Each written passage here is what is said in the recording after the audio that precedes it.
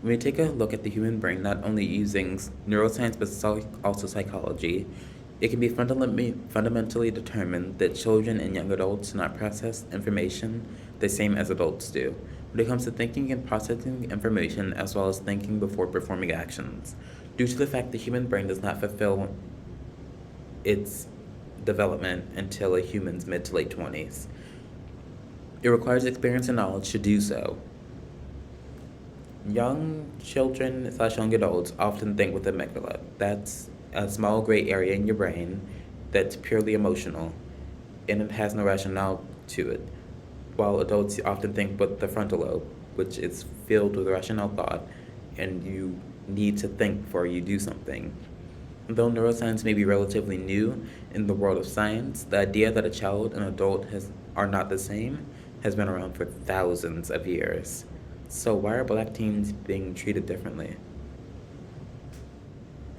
Many black teens have faced adultification, which is the action of treating a child or minor as an adult before they are ready. The adultification of black teenagers has impacted how the law and courts view them as adults rather than children. But with that, black teenagers are more likely to be blamed and treated as adults, despite the fact that their brain development is not complete.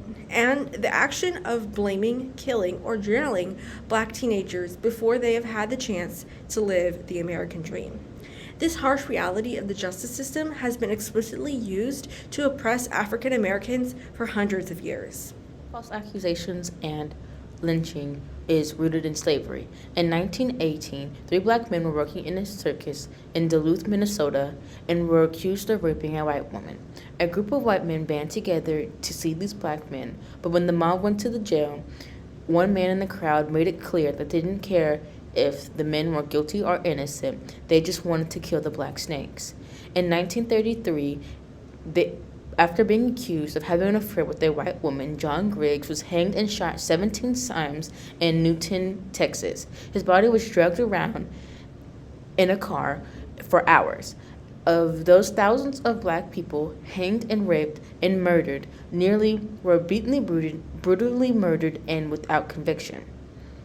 4 African American men were accused of raping a 17-year-old white woman in Florida.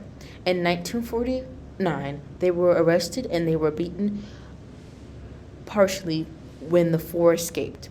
The 4th man was found later by a mob who soon shot him.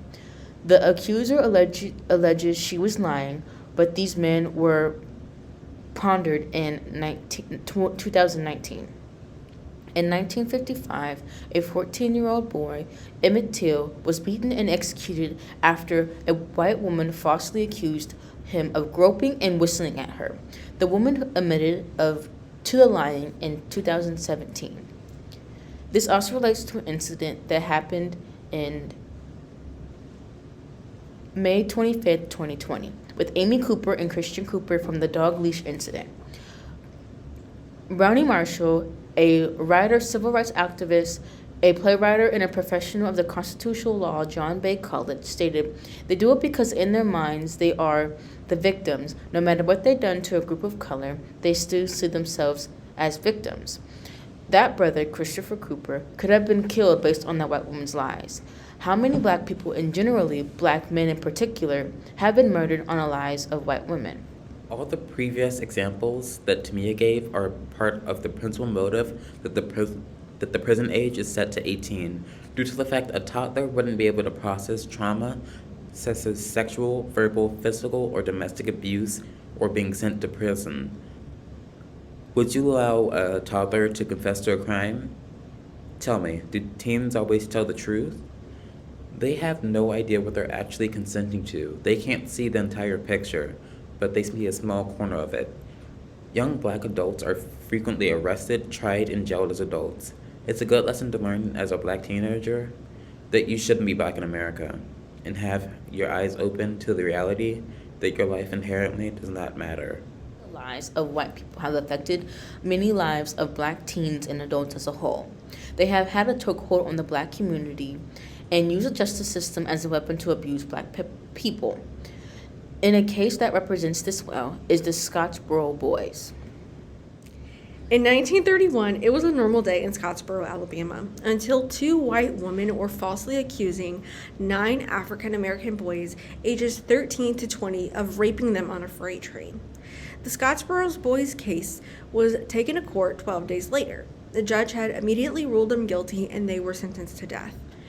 This case was eventually taken back to the Alabama Supreme Court due to an unlawful ruling. With a 6-1 vote by the Alabama Supreme Court, 8 of them were sentenced to death. Now, the moral of this story is that 13-year-old boy Eugene Williams should have not been tried as an adult. This is relating back to what Martez said previously about the adultification process. Many black teens have been adultified before they're ready to face the world, says Keisha Dauphine, a black psychologist. She says that black boys are being seen as adults, denying them black childhood. Children are actively having their lives as well as their childhoods taken away from them due to a broken system designed to keep them down.